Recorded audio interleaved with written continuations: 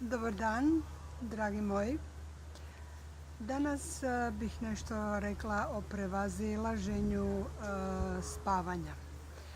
Obično mnogi ljudi povezuju spavanje sa odmorom i onda računaju koliko je njihovom tijelu potrebno da bi se oporavili, da bi se odmorili, da bi mogli ujutro biti svježi. Sve te špekulacije koje čovjek sam sebi nameće u biti nisu točne, a nisu niti zdrave po nas. Po Ajurvedi i po Vastu šastrama rečeno je da do 6 sati svi trebaju se ustati, a najbolje vrijeme, najproduktivnije i najljepše i najlakše vrijeme za ustajanje je između 3:30 do 6 sati ujutro. Znači to je vrijeme kada u to vrijeme vlada element zraka. Znači što god mi u to vrijeme radimo, a obično je preporučljivo ili raditi jogu sa meditacijom, sa pranajamom, donositi, porazmisliti o danu, donijeti određenu odluku, rezoluciju, sankalpu što želimo doseći tog dana. I u tom vremenu kada takve stvari donosimo odluke i kada radimo to, onda je zagarantirano da će se sve to tako riješiti. Po Vastu šastrama kaže se da sve što čovjek duže od 6 sati pa i jednu minutu duže da ostane u krevetu duže od 6 sati ujutro vodi u bolest. Zato jer nakon tog zračnog zraka dolazi element zemlje, a zemlja znači ona je teška. Znači sve što radimo u to vrijeme radimo sa puno više energije, sa puno manje raspoloženja, sa puno manje zadovoljstva. Rezultat nije onda niti upola uspješan kao da smo radili u drugo vrijeme. Onda ljudi obično kažu da je njima potrebno 6 sati spavanja, 8 sati spavanja ili, Bože sačuvaj, nešto više od toga.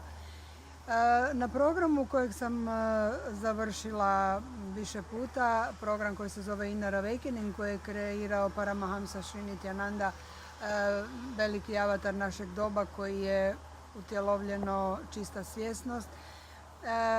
Radili smo procese 21 dan. Znači različite procese smo radili, čišćenja, prisjećanja incidenata iz djetinjstva i mnogo puno toga. No danas bih se samo zaustavila na spavanju. Znači, nakon izvjesnog vremena, nakon nekoliko dana kad smo radili unutar tog programa, koji je bio vrlo intenzivan, počevši od ujutro od 4 sata gdje smo radili jogu, zatim sve ostale procese, završavajući sa energetskim daršanom koji je nekad trajao do 11 sati, 12 sati, pa nekada i do ponoći, zavisi koje smo radove prije toga radili, koliko je vremena Swamiji ostavio za svaku osobu da bi mogao inicirati i da bi mogao trajno, da mi zadržimo trajno one radove i one rezultate što smo učinili toga dana.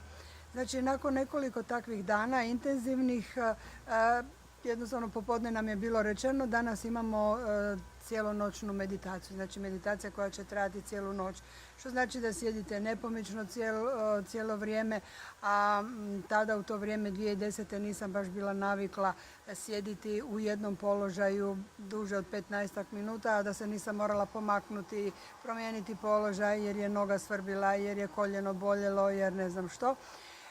Tako da je meni to već u mojoj glavi stvorilo, o Bože kako ću ja to proći. I pripremila sam se vrlo dobro, uzela sam 2 stolice, jednu gdje sam sjedila, drugu gdje sam stavila noge da odmorim, onda jastuke sa sve strane, dekicu da mi ne bude zima, svakojake pripreme koje sam mislila da su mi bile potrebne. I to je trajalo nekih možda sat vremena, međutim Swamiji je rekao ja ću sa vama biti cijelu noć i on je sjedio na pozornici gdje inače bude I ja sam cijelo vrijeme bila fokusirana i nekako zadovoljna i sretna. Imali smo naravno povezane oči da nas ne bi pogled odvodio na neku drugu stranu, da ne bismo mogli bili, da nas oči ne odvuku od naše namjere da meditiramo. Sa tom sviješću da je Swamiji na pozornici u meni je jednostavno izazivalo osmijeh na licu i vjerojatno kroz tu smirenost uma i kroz povezanost koju sam stvorila i prema Swamijiju, znači taj nedualistički pristup, jednostavno odjedanputa sam osjetila da je moja kralježnica vrlo ravna. Cijelo moje tijelo je bilo kao stup. Znači glava, vrat i kralježnica bili su u jednom položaju ravnom. Moj um je bio vrlo bistar, vrlo čist. Misli su jednostavno se reducirale i ja sam u tom položaju nepomično ostala do ujutro 4 sata kada je meditacija u biti završila. Kasnije u toku dana saznala sam i to tajnu toga.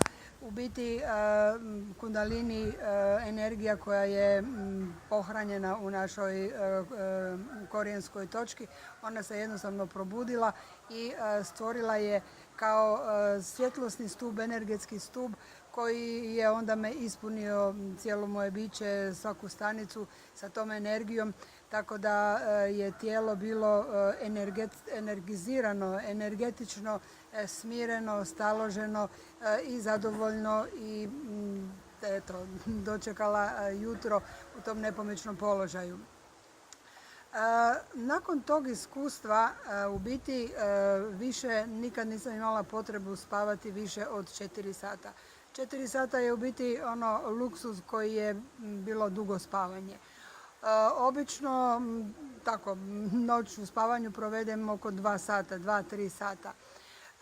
Ja ne planiram kada ići u krevet, ja ne razmišljam o tome. Ja jednostavno što god radila navečer, kada me oči prevare, hoće zaspati, ja jednostavno zaspim i ujutro normalno svoju sadanu počnem u 3:30, znači počinjem sa jogom u 4 sata. I ako razmislim o tome koliko sam sati spavala, to onda bude nekih 2 sata, 3 sata. I nemam problema da imam nekakav, što bi se reklo, hangover, zašto nisam duže spavala. Ljudi oko mene zaista se čude tome, međutim to je jednostavno iskustvo. Jer gledano kada mi legnemo da se odmorimo, što se dešava? Dešava se da se naše biće, naša duša jednostavno izađe iz fizičkog tijela i čim ona izađe, ona se jednostavno momentalno napuni energijom i kada se vrati mi smo gotovo spremni, energizirani za normalno funkcioniranje. Sve ovo ostalo je samo igra našeg uma i podilaženje našim obrascima razmišljanja, našim obrascima ponašanja koje nam ne donose u biti dobro. Jer u spavanju ako nam prođe život, prođe doista život. Niti smo svjesni u to dok spavamo, niti smo korisni sebi, niti smo korisni svojim najbližima, a niti cijelom ovom univerzumu. Znači, to nam donosi jedino neugodnosti na fizičkom planu, donosi zakržljalost mišića, cirkulacija se ne dešava, krvne žile su isto tako su zatvorene.